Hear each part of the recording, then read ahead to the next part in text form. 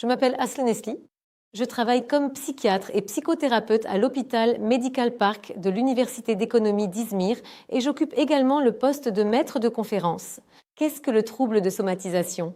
Le trouble de somatisation, c'est lorsque la personne croit souffrir d'une maladie d'origine physique ou organique, ou pense avoir un symptôme, et consulte donc à plusieurs reprises les différentes spécialités médicales concernées.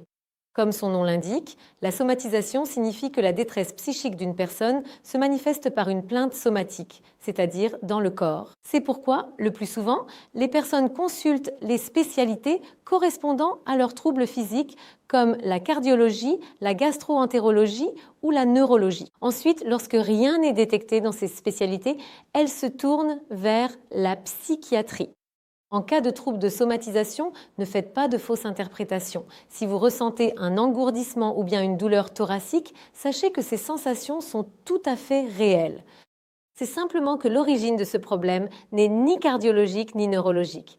En réalité, l'origine de ce problème est davantage liée à des émotions que vous n'arrivez pas à exprimer.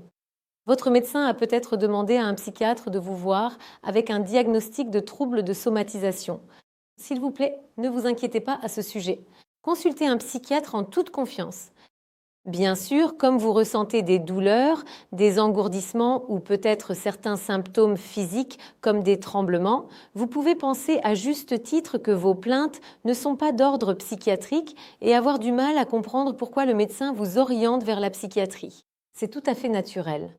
C'est une situation que vivent en fait de nombreux patients qui viennent nous consulter avec un diagnostic présomptif de troubles de somatisation. Alors, quel est le lien avec la psychiatrie? En réalité, ce sont les émotions que nos patients atteints de troubles de somatisation n'arrivent pas à exprimer qui provoquent ce type de difficulté.